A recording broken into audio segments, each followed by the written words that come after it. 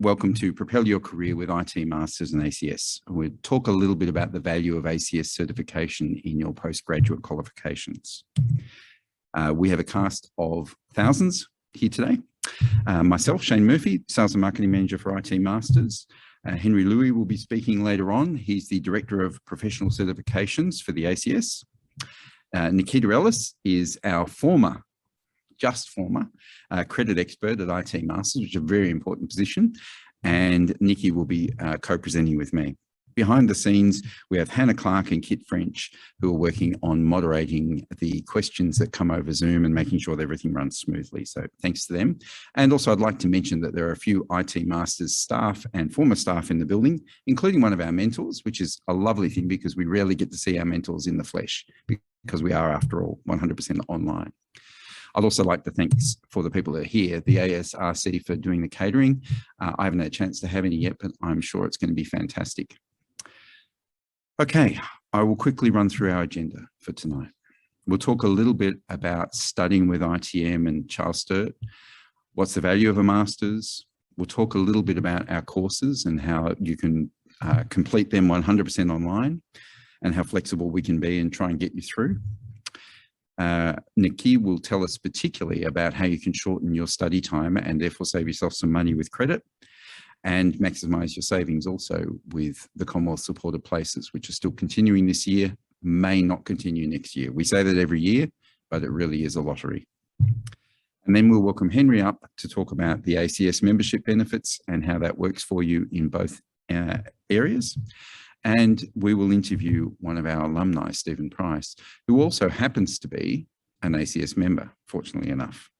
And finally, we'll try and hold the questions till the end. So we should have quite a number of questions by then to quickly work our way through. So, Nikki, can I welcome you up on stage? As I said, Nikki was our credit expert. She's just left and she is now just about to start another job, but she can tell us what's the value of a master's, Nikki? Thank you.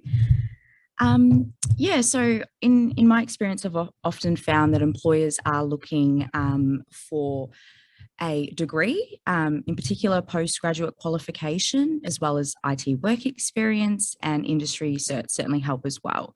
So having a master's degree, in a specialisation in IT certainly will elevate your career, allow you the opportunity to have the confidence to apply for that promotion that you're after, or basically unlock further job opportunities. And as you can see on the charts, people with degrees earn more money than in contrast to people who don't in IT. Cool. Thanks. And don't go away because there's more.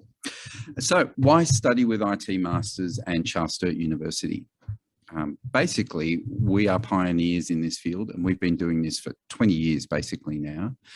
We used to be the biggest. It's probably changed a little bit now because of the way that online is measured, but the measurements haven't come out yet. So we can still put that graph up saying that we are the largest provider of postgraduate online IT degrees. And because we're specialists, it means you're never required to attend campus. You're always able to get to us on the phone.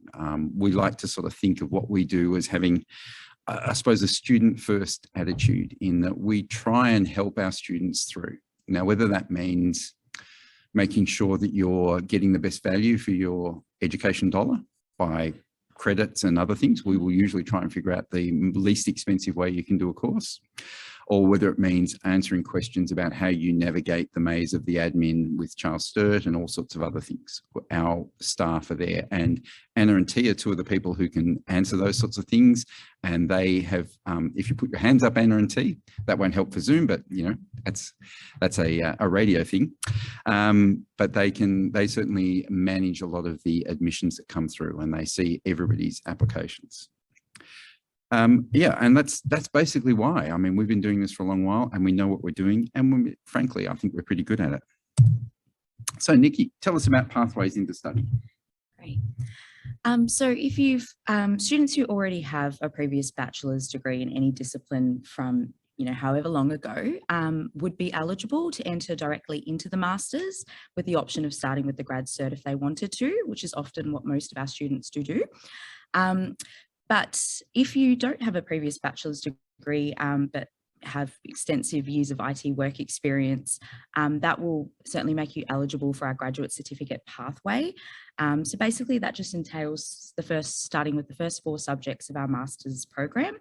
Completing that, then you're able to gain a grad cert qualification, pop that on your resume or CV for your career prospects, and then just continue on with the master's, continuing on with an alumni discount of 10%, I believe, as well as getting credit for all of those 4 subjects that you've just previously done in the grad cert.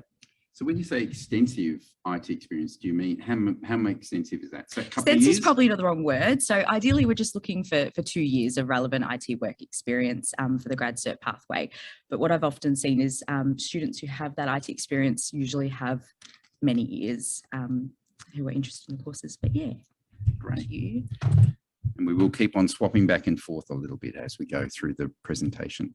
And again, I apologise if it's a little bit fast. Be aware that it is being recorded, so you'll be able to download and have another listen. But we are conscious of time on a night like this, and we've got a lot to get through. So one of the other unique things about IT Masters is that we run a half industry, half academic program. When we call what we call academic means that the subjects are actually run by Charles Sturt University and they teach them. And we have no control over what those subjects are, but obviously we speak to them about the subjects and what we can run in our courses. And the other half are the courses that we run. So Tim Jones, for example, who's sitting here, runs subjects for us, whether they be short courses or actual long courses. And we try and find people who are actively engaged in industry. Tim has a senior role at a large computer company, from whom I've just bought a computer, actually, ironically and coincidentally. The idea is you just get the best of both worlds. And that means that people who leave our postgraduate programs are highly regarded by industry and by the government. I know that somebody from the ASD, the Australian Signals Directorate, recently emailed us to say, we love Charles Sturt / IT Masters graduates. They really do well. So that's why you should study with us. Nikki, tell us about our courses. So areas that our courses cover and specialise in are cybersecurity, project management, MBA, digital marketing, networks and systems admin, cloud computing, and our computing career transition course. So outside of our career transition computing course, the rest of these specialisations, you can do your grad cert leading into master's program or do the full master's for any of those. Yeah, so as Shane said, a lot of these subjects are split into IT Master industry subjects that make up these courses, as well as your CSU academic subjects. So as you can see on the slide, some of the industry vendors that we recognise and offer credit to, which I'll talk to more later. Thanks. So money. It's always good to get that out of the way up front, I think. A lot of people will actually talk to that sort of stuff at the end, but we like to speak about it up front because it's something that's dear to all our hearts. There are many different ways to pay and a number of different paths to get your IT career underway. Fee Help is a government program where they will loan you the money to complete the course and then you pay it back to them. So you can actually pay all your subject fees up front. You can get Fee Help and pay some up front, or you can get Fee Help loan, for all of your tuition fees. That's a really good way to do it. At the moment, though, you can also access CSP, which I'll talk about a little bit in the next slide. And if you're doing that, you can also access HEX Help, which is what I used to call HEX, I would imagine. The other thing to keep in mind is that credits that you get from subjects can be applied at any time through your course. So, for example, you might join doing a graduate certificate in cybersecurity and want to articulate to a master's later on. It might not make sense for you to apply the credit to the graduate certificate because they are discounted courses, particularly if you're getting CSP. Later on, when you get to the tail end of the master's, would be a great time to apply the credits because then they're full fee paying courses. So you've got to keep all those things in mind, and that's what our course advisors do. People like Nikki, Jack, who is unfortunately not on the call tonight, and a number of other people in the organisation can all sort of guide you through that maze. So just a little bit about Commonwealth supported places before we talk about credits in more detail. The great thing about CSP is essentially the headline is the bottom dollar. It's about 71% off the top price of doing your course. So it's only available on these 4 graduate certificates. It's designed to encourage people into doing postgraduate study. So cybersecurity, network and systems admin, cloud computing, and the computing career transition courses are all eligible for these discounts. You apply only if you're an Australian and New Zealand citizen or an Australian permanent resident, and then the government approves it and they apply the discounts at our end. And essentially you're paying, instead of about $4,000 a subject or $3,500 a subject, you're paying closer to $4,000 for a whole graduate certificate, which is a huge saving when you take it right across the board. So with that in mind, let's talk about other ways to save money, which is credits. Right, awesome. So credit can be applied at any point during your study. So usually students will apply for credit before or during their study as well. So as long as there's room for the credit to be taken out of in terms of your course structure, that can certainly be applied at any stage. Up to 50% of our courses can be awarded in credit. So that is the maximum cap, again, provided that there's room for that credit to be within the course. So the 4 areas in which we recognise credit is through our big one being industry certifications, which often IT students have accumulated along the years or are looking to do to elevate their career at present or in the future as well. And then also we have students that have previously done some postgraduate study in IT at an equivalent level to our courses, in which we can recognise and grant credit that way as well. We don't directly assess work experience for credit, so the ACS certification is a great way for students to get their work experience directly assessed and certified through ACS, and then they can use that cert to credit back with us. And then also just our free short courses as well offer credit that way as well. Okay, so industry certs. So at the minute, I think we've assessed more than 200 reputable industry certifications out there, and that continues to grow regularly. So students are able to just directly complete an eligibility form through our website to receive a personalised assessment of what credit they could receive towards either their graduate certificates or master courses. As you can see on the slide, there's quite a few large vendors that we've assessed credit for. Some of their certs can credit anywhere from 1 up to 3 subject credits towards your courses. So it is definitely worthwhile letting us know what certs you have. I often have found students are quite surprised what they can get credit for based on the industry certs they've accumulated. So definitely let us know and we will assess that personally. And yeah, if it warrants credit, it's just a great way as well to reduce the costs and study time. We get scenarios where students will come into a grad cert pathway, have an ACS certification or another cert, get 50% of their credit in their grad cert. They've automatically saved 50% of a postgraduate qualification, which, you know, aren't cheap. And also, more importantly, they, you know, only have two subjects left to do to get that qualification, which is advancing them in their career. And yeah, it's just a cost-effective way to go about it. Often it's the study time itself that's more important than the actual financial savings. Yeah, that's definitely. one of the hardest things. I think about 25–30% of our students actually have some industry credit against their degree, and that's pretty consistent over the last few years. So I'm now going to tell you about our free short courses. So you may well have done 1 or more of our free short courses. If you do 3 of them, we give you a credit, the same as if you're getting, you know, some of the other credits for doing other courses, because effectively the free short courses are roughly the third of a subject. So they go for about 4 weeks, they're assessed in a very similar way, and they often cover the first 4 weeks or so of a subject, or something very similar, and certainly something that's a postgraduate level. If you haven't done postgraduate study before, they can be a really good way to get into the program and to understand what's required of you, because I know a lot of people feel a bit nervous. For example, you know, I did undergraduate study, but that was a lot of years ago. And because of that, you know, I might be a bit nervous about going back to it. So if that was the case, this would give me a way to test. And you would get to know the way your mentors teach. So the same people that teach our subjects teach our short courses in general. Or certainly they're, you know, of the same caliber if it's somebody different. So Tim Jones, who's here tonight, he did a short course just recently on cloud computing and virtualization, a masterclass on that. And we had probably 1,000 people through that. I think overall we've had well in excess of 400,000 people do our short courses over the last 20 years, and they're a fantastic thing. The other thing, of course, is previous university study.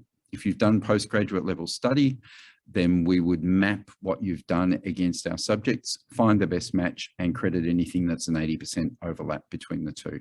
And that happens reasonably regularly as well. I don't know exactly how many people have done that, but it's quite a few people, because often people start a course, they're not quite ready to finish it, or they don't like it. And then they come to us and we can give them some credit where we can find it.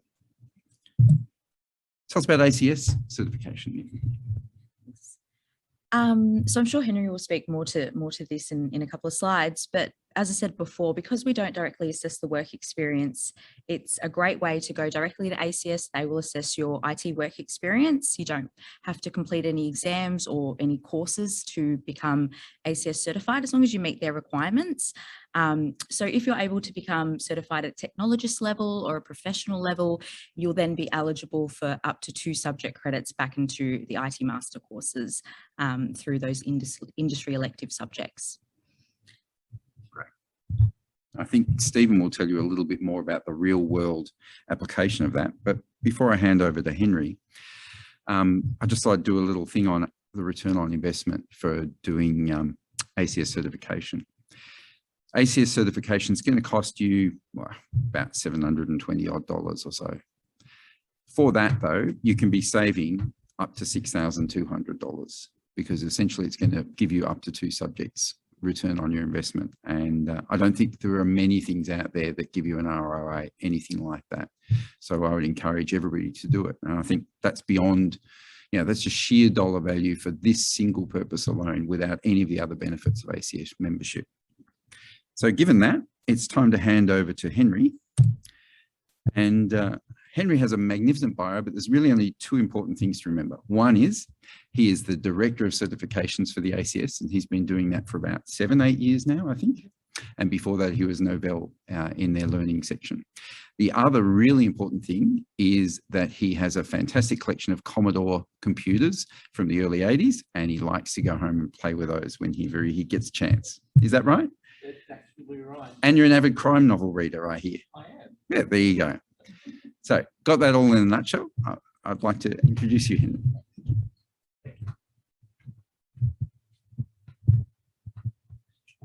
I'm also very good at Photoshop. So that photo of me, let's just say that my cheeks weren't actually that slim in that presentation for that photo. Before I wanted to start, I just wanted to mention that I was just listening to Nikki while she was presenting. You were born to actually be a radio host. You have got such great presence from a speech perspective. I was sitting there memorized, so I had no idea what you're talking about, but I was absolutely memorized by the presentation. So, and Shane, well, there's always continuous improvement, isn't there, Shane? So, I only got about 6 slides to present, because I do know that rather than actually listening to myself, I really wanted to actually talk to Stephen, actually he shared his experience of someone that actually has been through the actual certification program, and also a little bit about ACS membership. So really this presentation itself is actually an abridged version of a larger presentation. And if you're interested, we can probably share my email address. If you're interested, I actually can send you to a larger webinar that actually goes through a lot more detail about the actual program itself. But really, it's just really about talking about the 2 main certification products that we actually offer. That's a certified technologist, a certified professional, and also to the specialisms, which is actually around cybersecurity. The question that a lot of people actually ask all the time is, what's the difference between an ACS certification and a certification from our other esteemed partners, those from CompTIA, from Cisco, Prince2, ISACA, ISC², EIEIO, we talked about the multitudes of vendors that are out there.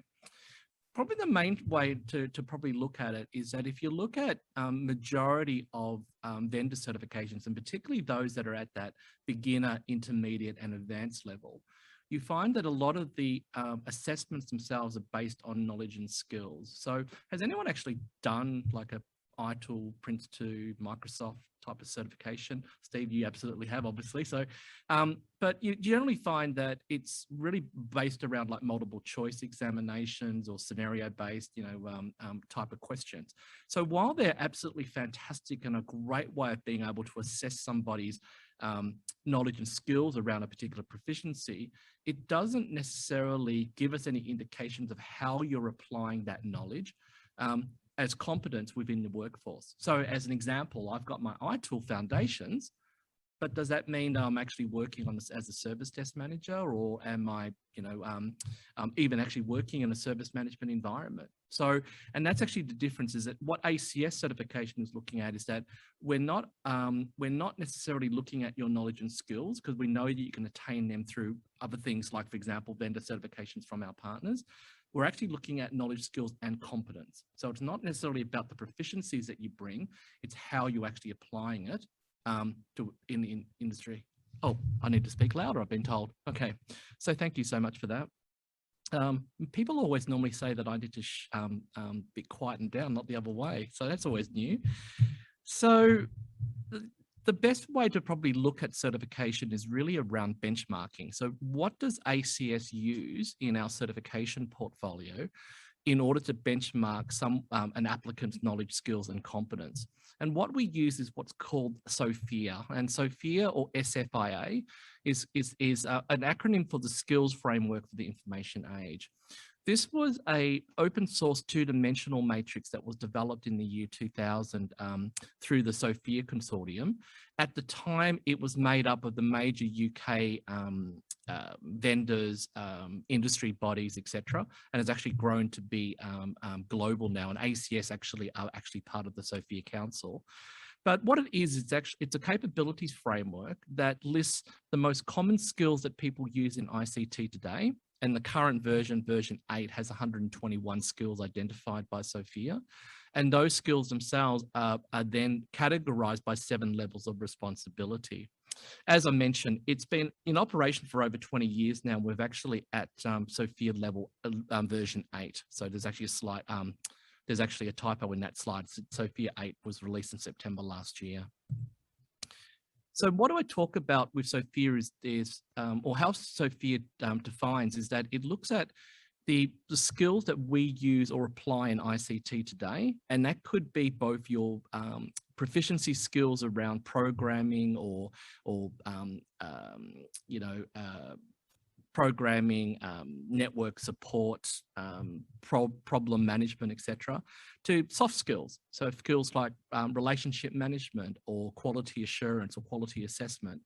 So it's not just about looking at hard level technical proficiencies, but it's a lot of skills around like stakeholder relationships, which are also just as important that we work. And that's particularly for those that work in roles such as business analysts or project managers, etc., are very, very important. And those skills themselves are then listed in levels of responsibility. So if you imagine the first time you ever learned Java as an example. So you might have aspirational goals to actually become a Scrum Master and maybe lead a daily stand-up as part of a DevOps environment, but you wouldn't be nominated or working as a Scrum Master if you've only just learned how to program. So, and that's typically what SOPHIA is looking at, is that when you apply a proficiency, we look at how you're applying it as a level of responsibility. So are you just applying your knowledge, or are you ensuring and advising your customers in respect that of becoming a subject matter expert or being recognized as a subject matter expert against that particular proficiency? At the lowest level, we call SOPHIA level 1 what we call follow. And I typically always call that like the work experience level. If you imagine back when you actually did work experience for the first time, the level of autonomy that you had and the work that you do was typically quite low. You typically didn't deviate from procedure. And when you completed your work, you had to sort of wait until someone told you more tasks before you actually went on. That going up to level 7, where someone working at level 7 typically would set strategy, inspire, and mobilize an organization. And when you're talking about people that have proficiencies or applying proficiency at that level, you're typically talking about the C-suite and then everyone in between. So, while we talk, if Shane was looking at his self-assessment, he'll be probably looking at, I sort of lean towards the level 7. And, everyone everyone in this room would have varying levels depending on where you actually align yourselves. We also have what's called generic and core competencies, which we won't go into today, but that's then looking at of having a particular proficiency, how you're applying it from a level of autonomy, what sort of influence you actually have within your organization or your external stakeholders, the complexity of tasks that you are doing, knowledge in respect that you have a proficiency, but how are you applying it? Are you sharing it? Are you writing wikis? Are you creating work instructions or standard operating procedures? And then business skills is really about your stakeholder relationships. So as you can see, SOPHIA, and particularly the certifications that we offer in ACS, is really about validating someone's competence to work, not necessarily about what is chapter 8 of the Prince 2 manual, as an example. So while that's important to remember it, what we're more interested in saying, okay, you've got Prince 2 as a proficiency, tell us about what you do as a role as a project manager. And that's really the difference, I suppose, in the assessment of what we do. So just very quickly, the first of the certifications that we offer is the Certified Technologist and Certified Professional. And certification itself provides the same recognition afforded to other professional disciplines such as accounting, engineering, and law. So for those that actually attain the Certified Professional, there's two things.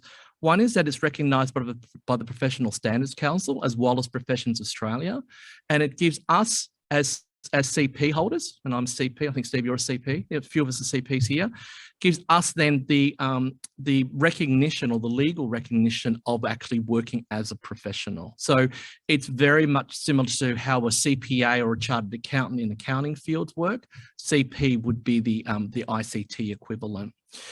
Also enables people, if you want to enroll in what's called the ACS Professional Standards Scheme, which again is actually supported by Professions Australia, and that gives you a whole range of benefits, including things, for example, like professional indemnity, insurance, discounted insurance, etc. And again, probably the most important thing is that recognition of you as an ICT professional. ACS provides 2 levels of professional certification. The Certified Technologist, which is aligned to SOPHIA levels 3 and 4. And we have the Certified Professional, which is aligned to SOPHIA's level 5, 6, or 7. How do you know what your alignment is? That actually comes through assessment. So what is assessment and how do we actually assess on SOPHIA?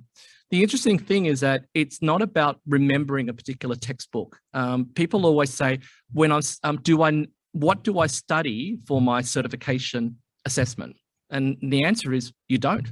It's basically we're asking you questions about your own war stories, your own work experience. So there's nothing necessarily to actually study for. Having said that, there are some criteria that we actually look at. One, it's based on SOPHIA. Also, 2, a candidate's assessed against their SOPHIA level of responsibility. We look at multiple or at least one SOPHIA technical skill. And particularly for a certified professional, it's not just about attaining a certain level of responsibility.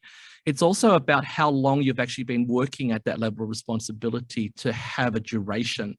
So another way of looking at it is saying, if my manager had just given me the responsibility to develop, security policy for my organization, I'm absolutely working at a high level of SOPHIA responsibility. But if I haven't written a single security policy, even though I might have the responsibility, I don't actually have the track record of actually having demonstrated it at that point. So SOPHIA also looks at not just at your level, but the duration that you have. And also 2, have worked in the industry for a minimum number of years. So this is actually where we actually look at your highest level of qualification. So if you have an ICT degree, the number of years that you need to demonstrate is going to be less than somebody with a diploma, which itself is probably would be less than someone with a vendor certification, which again will be less than someone with industry experience only. The important point to note is that ACS are not academically precious. Sorry for the universities there. But so if you don't actually have a degree or even a non-ICT degree, that's okay. But because if you've come through ICT through osmosis and you've learnt things on the job, we can still recognize you through your experience. However, the experience pathway would be a little bit longer than someone that comes through from an ICT degree, as an example. So don't think that, oh, I don't have a degree, I can't get ACS certified. In fact, majority of the people who actually go through certification with ACS come from non-ICT backgrounds, and they love the certification because it is a validation of the important work that they do in ICT. Some other things: adhering to the ACS Code of Ethics. A candidate possesses what's called the breadth of ICT knowledge. So we're not just looking for people who are really strong at programming, they might know Java back to front, but if we ask them a question about, solution architecture or organizational change management, and that individual goes, huh? And not understand the other job roles, then are they necessarily an ICT professional? They might have really strong technical proficiencies, but it's really about understanding what other people's and other roles in ICT do in order to maximize what your career is itself. So having empathy, I suppose, for other job roles. And then, as I said, working in the ICT industry for a minimum number of years, and that duration is actually based on your pathway, which we'll share anyway. How to apply? Well, basically, there's a couple of pieces of documentation that we require. A CV that lists your work experience. And also, too, if you have it, any educational qualifications or vendor certifications are also important. That includes non-ICT qualifications. So if you've got a degree in accounting, we're interested in actually looking at it because it actually helps towards your pathway. Having said that, none of that actually is evidence. It helps us to determine pathways, and it provides our assessors with some context of what you do. The assessment, however, is really based on two criteria. One, your professional referees that you would nominate and we will contact. And secondly, it's probably a 45 minute, and I'll talk more about that later, but probably a 45-minute, an hour conversation with one of our assessors where we're just basically asking you some generic questions about your job role, your levels of responsibility, etc. So it's just really about just talking about what you do, and we love to listen intently around it. So don't ever worry or stress about, am I going to, how do I apply, or what do I need? It's just really some minimal level of documentation that's actually required. And then very quickly, because I know we're actually running out of time, but we also have a specialism. So while the certified technologist and certified professional is very much focused on validating someone's skills on SOPHIA at a certain level of responsibility, the specialism around cybersecurity is really validating at least 4 skills on SOPHIA that are related to cybersecurity. We actually will ask you some more poignant or specific questions around your proficiencies around cyber itself, and you're assessed on at least 4 skills as part of the assessment process. Very similar, applicants need to have predominantly worked in ICT security as their base role. So you might be an IT manager with some information security responsibilities. That does not mean that you qualify for a cybersecurity specialist. If you're a penetration tester or you're a CISO, then you absolutely are. So if you're worried or you're not sure, contact ourselves and we can actually make that determination or give you some guidance with respect to it. Again, minimum number of years of ICT, and we've been through all this before, but again, based on the SOPHIA framework, and for a cybersecurity specialist, we look at having 4 skills based around the skills in cyber related to cybersecurity. So that's having skills around information governance, information management, information security, information assurance, etc. I won't list them all out there. So it's really about looking at a number of skills that are related to your job role. Again, demonstrating breadth of knowledge, as well as understanding commitment to the ACS Code of Professional Conduct. We do have accelerators, just like Charles Sturt University and IT Masters partner with a lot of vendors. We ourselves partner as well. So we actually have relationships with ISACA and ISE Squared. So if you actually have a requisite certification from, for example, ISACA's CISSP or CISM, etc., then those certifications actually can apply towards credit towards our own certifications. So if you have, for example, the CISSP from ISE Squared, it will actually give you the skills validation for your security component as it pertains to the actual certification. So it's a great way of, I suppose, double dipping, for the lack of a better word, to actually get people actually going through certification. If you don't have the I've lost my words at the moment. If you don't actually have the vendor certification, that's okay. Again, you know, we're more interested, or more, we're interested in actually your work experience and your application to your proficiencies around cyber, not necessarily the pieces of paper that you actually have with it. And the application process is the same again. You know, you log into the ACS website, upload your CV, any relevant certifications, and our assessors will be in contact with you in relation to it. So why certify? So as I said, certification demonstrates a professional practice-based experience and expertise. And as I mentioned, it's really around an individual's knowledge, skills, and competence, or experience is what people talk about. Certification is a way of demonstrating a person's maintaining currency. We have CPD requirements. So anyone who's a CT or CP, to maintain your certification, you have to log a minimum number of hours of continuing professional development, which is 20 hours for a certified technologist and 30 hours for a certified professional. And ACS certification is a validation of an applicant's knowledge, skills, and, as I mentioned before, competence or experience. And as Shane actually mentioned before, probably one of the major things too, it's a really great pathway towards getting your IT Masters, because having a CP, which is $720 investment, can save you $6,200 and whatever it's going to take you to actually do the study for those 2 units. So, you know, it's a very attractive offering, particularly if you think that you're actually eligible to actually be certified. Sorry, Shane. Yep.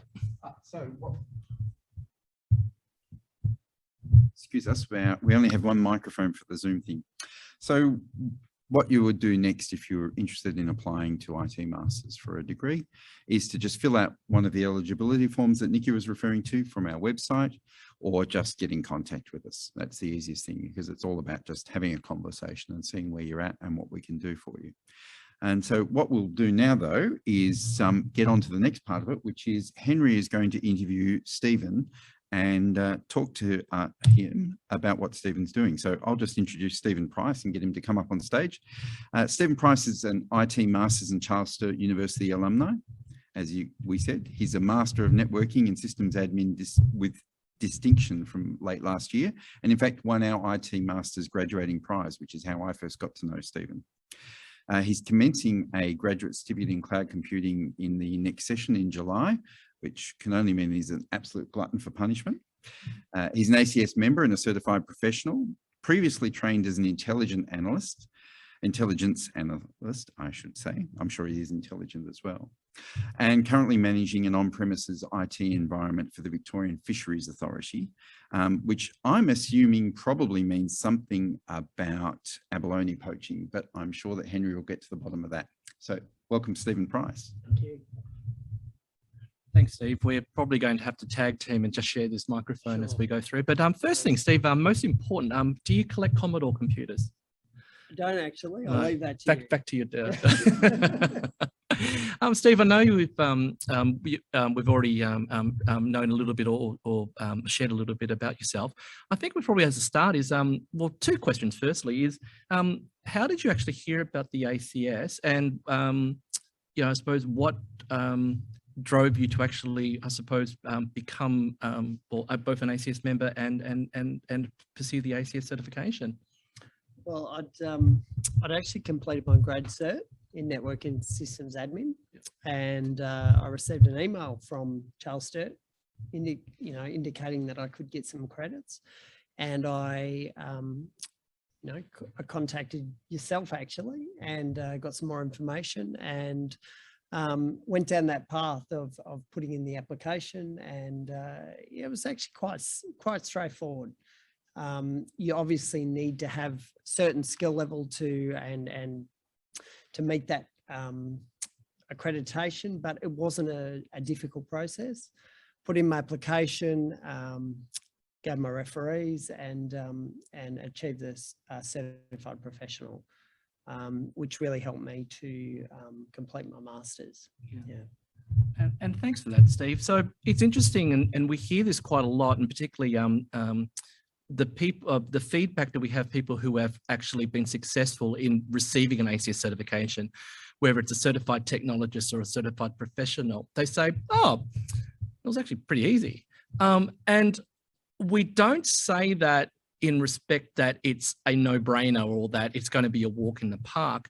But I think, and I hope I'm not putting words in your mouth, but would it be true to say it was straightforward because you actually had the industry experience that you could actually relate to it? So if you didn't actually have, I suppose, those war stories, the assessment itself would have been very different. Absolutely. And speaking of assessment, could you mind just talking a little bit, I suppose, about your contact with my assessors who work with the ACS, and talk through a little bit, and don't give too much away, by the way, and talk a little bit about your experience with the assessment. So how many times did you go to the toilet before the actual phone call? What was the phone call itself like, etc., and etc. So yeah, maybe just talk a little bit about that, Steve.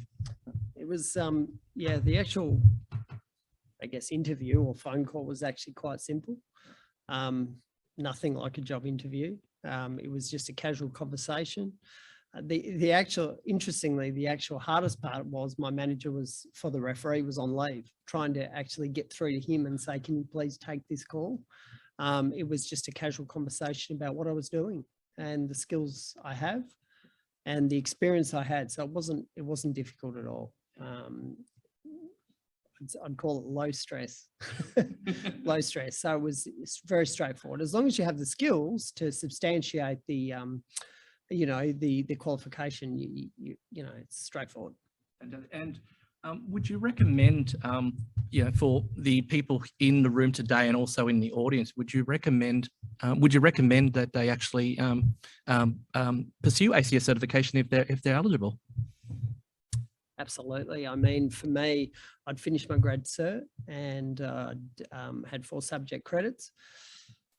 I had obviously another 8 to go to complete the masters, and it was a question, as you said earlier, was not just about the money, but it was about the time, fitting in with full-time work, study, and life to obtain those credits. And not only that, but also the certification, the benefits that brings, and also what you get from the ACS when you completed that, which has been quite significant since finishing that masters. And fantastic, Steve, because there's a good segue, I suppose, to my last question for you, and I can't read that, so my eyesight's really bad. Sorry. Just really quickly, because we know we have some questions from the audience, but you said you got more involved with the ACS. You want to talk a little bit about the ACS? Absolutely. So when I finished my masters in networking systems admin, which was around mid last year, I got involved in some of the online. Obviously, we're in COVID times, so some of the online forums and presentations, and I really enjoyed those. And as was said, you've got to maintain your hours to maintain your accreditation. So that was really good. I enjoyed them. And prior to actually joining the ACS, I wasn't aware of all the benefits that, on top of the certification, on top of the credits that would bring to me. So I really enjoyed those as well. Fantastic. And once again, thanks very much, Steve. We could probably talk to for a while, but for those that are still actually here who are present physically, we obviously have opportunity for Steve to talk to us after the session concludes. But I do know that Shane's shaping it because there's a number of questions for us. Well, hopefully there's some from in here. Yeah. what we were trying to say before was please speak into the mic, because it was it got a bit quiet, particularly for Stephen at various times, and I'm probably doing the same thing now. So any questions from the audience here, and yell them out and I'll repeat them. Question to Henry: if you think you're sort of just about on the threshold No, and I don't mean that in a bad way. Oh, sorry. The question was, if you not sure, just sitting on the fence whether you're eligible or not, should you actually just pursue certification? And the answer is no. And I mean that in a nice way. Drop me an email. One thing I would do is actually ask for your CV. We'll send it to our assessors and look and say, do you believe this person is actually eligible? No cost to you. It will actually give you some indication. If you are eligible, it's not to say that it's a fait accompli that you would pursue the certification, but at least we know that you would be eligible for an assessment outcome of some sort. So yeah, so that's something that we do for all applicants. If you're not sure, contact us. We'll actually go through an initial assessment free of charge. Just check your eligibility or not.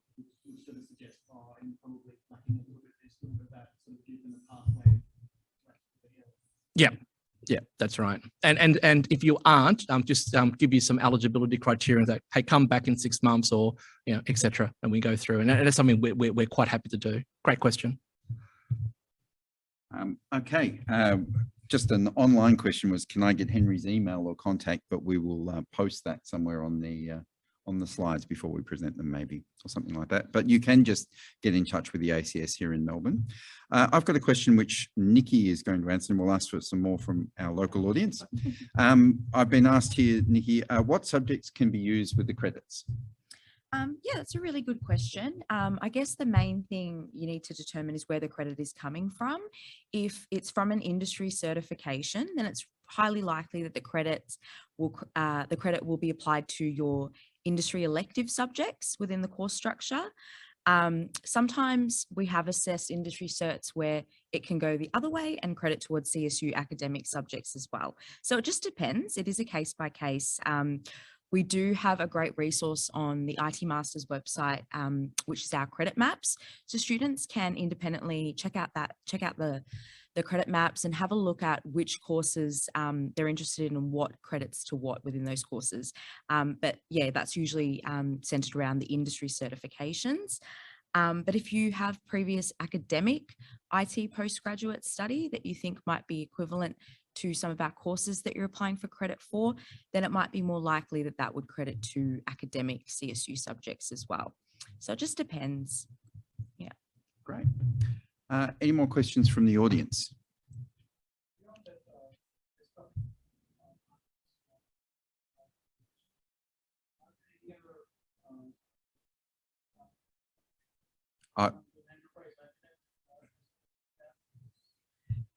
Nikki is the key. Yes, so from memory, Togaf has been assessed previously, and that one in particular, from what I believe, doesn't currently grant credit. But it's important to keep in mind that these vendors can from time to time change their industry certs, and it does evolve. So we at ITMasters will reassess accordingly, so that potentially, you know, a year ago a cert may not offer credit, but, you know, in a couple of years, if there's more exam domains that the vendors are including in there, it's just little bits and pieces that we use to identify whether it's going to warrant credit or not. So the best thing to do is to just still put forward the question by contacting ITMasters or putting through an eligibility form. Is there any others that you were curious about? Any other certs?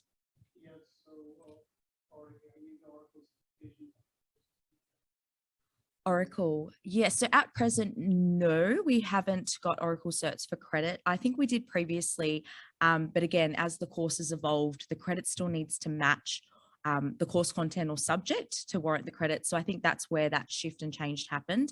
But I do know that Oracle over the last year has branched off and is doing a lot of different types of certs. So again, if there's a demand for it, or if it's you know, something that a few students or even just one student wants us to assess, we'll certainly do that straight away. So like I was saying before, students are often surprised what does warrant credit. So it's definitely worthwhile popping it into an eligibility, and yeah, you could get credit through there. Thanks. Yeah. just wanted to mention that quite a significant cohort of people who apply for ACS certification actually come from the architecture domain. So Weber Solution Enterprise Architects. We even have infrastructure architects actually come through as well. So so that's always a pathway available as well. If you want the recognition for your architecture background, the certification actually will can assess based on those skills. Yeah, it is a little bit unfortunate you've asked about two that we don't currently offer credit on, because there are over 200. I'm surprised at the number of industry certifications that we offer credit for. So thank you for that. Are there any more questions from here? Hi.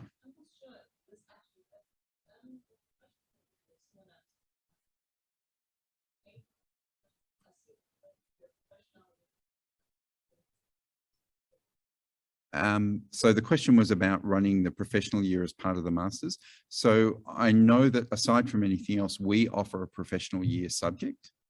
And we offer that, I think, once a year. But there's also a professional year program through the ACS. So either of those two are options for your professional year, as far as I'm aware. But certainly just ask us and we can tell you a little bit more about the PY. It's run through our company, our, what would you call it, partner company in Sydney.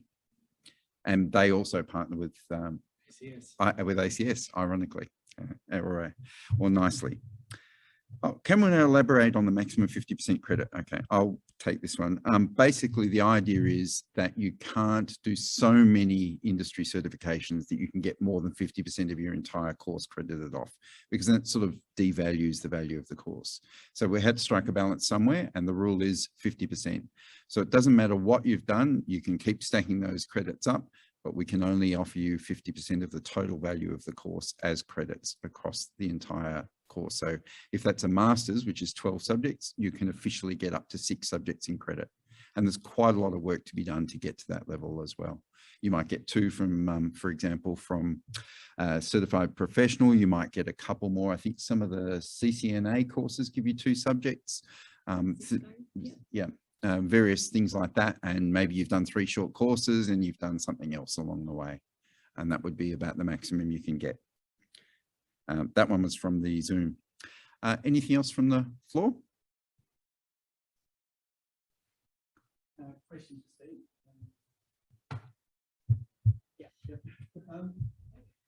Come over to the mic, Steve. I see that you're studying class. Wondering if you can talk about why you finished your Masters in networking. Slightly different field. Well, there's probably 2 aspects to it. So there were a couple of subjects I didn't get to do when I was doing the networking systems admin, and one of them was cloud architecture, and there's a couple of others there. So that was one reason. And the other reason is the Commonwealth supported places, which encouraged me because it's good value. And the third one was I recently did a short course, the cloud short course that Tim ran, and I'm hoping he's actually running the cloud architecture one in July. So there's a few reasons there. So yeah, they're probably the reasons that encouraged me. I had a break after the study, and I really wanted to get back into some education. I was tossing up between vendor certification and a little bit more university study, and I chose this direction. Yeah, so there's a few good reasons there for me, and looking forward. That was recent, actually, because I spoke to you only 2 months ago, and you said, I'm doing vendor certifications. That's right. And I got that email from Charles Sturt about Commonwealth supported places, and that encouraged me to jump back in. And I was also doing a couple of short courses. One of them was Tim's, and I thought, yeah, I'll jump back in and do another grad cert. As I said, glutton for punishment. That's right, but it mustn't be too bad because I'm back in there. So I'm looking forward to July and starting again for a couple of subjects. So fantastic. It'll be really good. Yeah. Great. Any more for any more? I'm conscious of the time because we're running a fair bit over what we said we would run. But you know, how unusual is that for an IT Masters presentation? I'd really like to thank everybody for making the time to come down tonight. I know it's difficult to get away, and particularly at the moment, it's a bit weird coming down to a live event. It's the first time, in fact, that I've met Tim. It's the first time I've met some of the people that I've been working with for the past 3 or 4 months already.